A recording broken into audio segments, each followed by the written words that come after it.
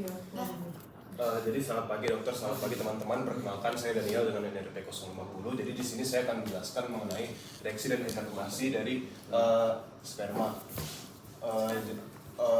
Jadi di sini yang perlu kita tahu pertama kali adalah bahwa kalau ereksi itu persarafan yang dominan adalah persarafan parasimpatis. Sementara kalau ejakulasi itu persarafan yang dominan adalah persarafan simpatis.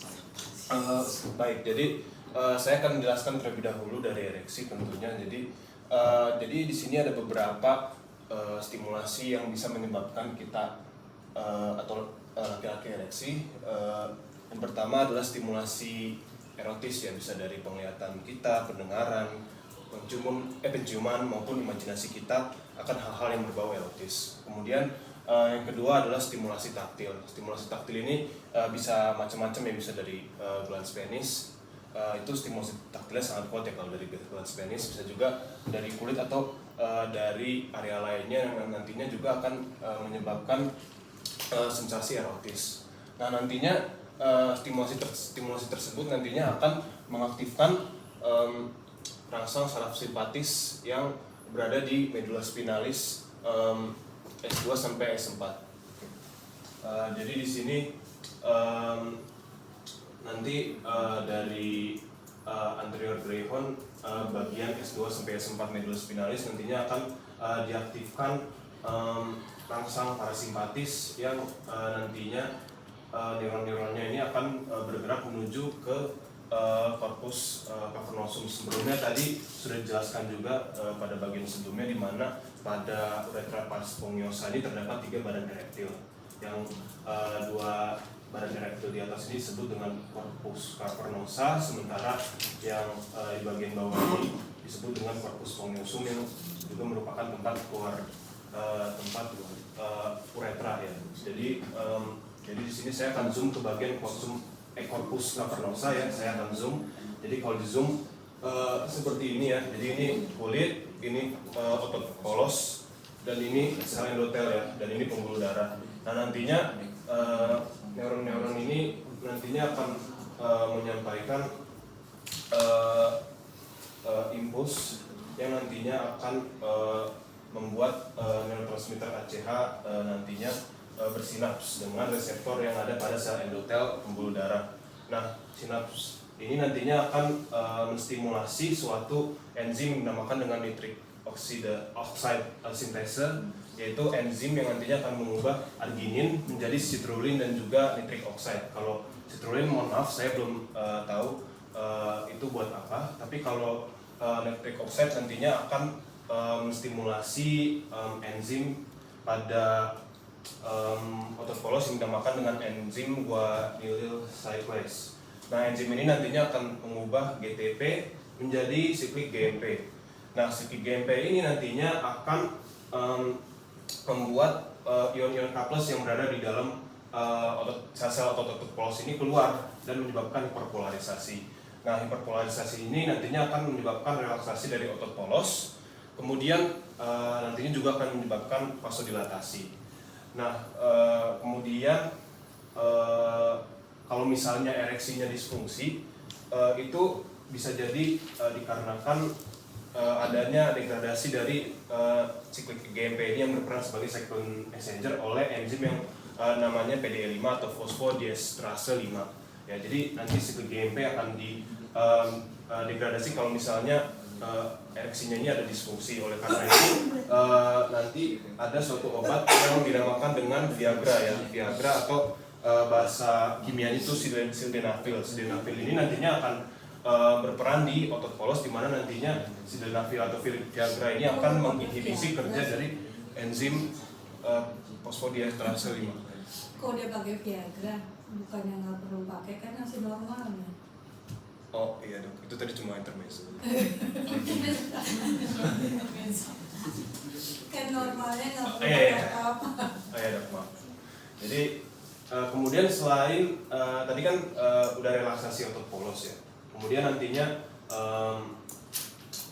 relaksasi otot polos itu yang keduanya nanti siklus GMP ini juga akan menyebabkan vasodilatasi, jadi pembuluh darahnya membesar, sehingga nanti sinusoid yang ada di corpora cavernosum ini penuh dengan darah gitu, sehingga nantinya membesar, sehingga nantinya aliran darah yang menuju ke vena itu akan terhambat gitu, jadi diblok aliran darah ke venanya akan berkurang, sehingga terjadilah suatu mekanisme yang dinamakan dengan ereksi. Kemudian tadi dari medulla spinalis bagian S2 sampai S4 ini juga akan ada neuron yang akan berperan dalam sekresi dua kelenjar, yaitu kelenjar bulbo uretral atau kelenjar Cooper dan juga kelenjar uretral atau kelenjar Litre. Dua kelenjar ini nantinya akan menghasilkan mukus yang berperan dalam lubrikasi ketika seksual intercourse gitu. Jadi demikian mekanisme dari ereksi. Selanjutnya nanti ketika kita mencapai suatu ambang batas atau threshold, dan nantinya korteks cerebri yang berada di cerebrum kita ini akan menginhibisi kerja dari saraf parasimpatis dan juga menstimulasi kerja dari saraf simpatis. Nantinya terdapat neuron-neuron yang berasal dari T12 sampai L2 medulla spinalis. Neuron ini akan bersinaps dengan inferior mesenteric ganglion. Nanti neuron-neuron preganglion ini akan bersinaps dengan neuron-neuron postganglion, yang nantinya neuron-neuron postganglion ini akan mengarah menuju ke beberapa tempat ya.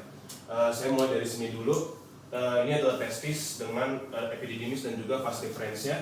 Jadi rangsang dari saraf simpatis ini nantinya juga akan menyebabkan otot-otot yang berada di epididymis sama vas deferens ini untuk kontraksi, sehingga nantinya spermanya akan bergerak secara cepat gitu ke arah uretra. Kemudian nantinya di sini yaitu di vesicula seminalis akan distimulasi juga untuk sekresi dan juga sekresi dari cairan seminal ya. Nanti cairan seminal akan bergabung dengan sperma menuju ke uretra. Nah, di uretra juga tepatnya di bagian uretra prostatica, di sini dapat kita lihat juga bahwa kelenjar prostat juga distimulasi sekresinya, sehingga nantinya kelenjar prostat ini juga akan sekresi cairan seperti itu. Kemudian nantinya ketika stimulasi itu sudah semuanya dilakukan, maka nantinya akan muncul persarafan yang berasal dari sakralis S2 sampai S4 medulla spinalis. Nanti akan muncul yang namanya nervus somatic atau nervus pudendus. Dan nervus pudendus ini nantinya akan binding dengan reseptor yang berada di musculus bulbus spongiosus. Nah, mekanisme ini membuat nantinya musculus bulbus spongiosus ini yang berada di uretra akan kontraksi, sehingga nantinya cairan semen yang terdiri dari sperma dan juga seminal fluid akan keluar dari uretra. Nah, tadi saya lupa jelasin juga, tadi ejakulasi ini secara garis besar itu terdapat dua langkah, yaitu emisi dan juga ekspulsi. Kalau emisi itu adalah pergerakan sperma dari testis ke uretra.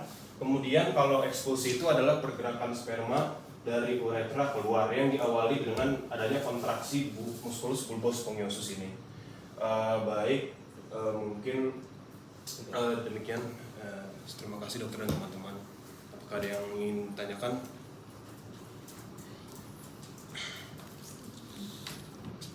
Itu tadi aja sih, kenapa mesti muncul Viagra? Oh, iya dok, itu kalau disfungsi ereksi. Kalau disfungsi. Iya.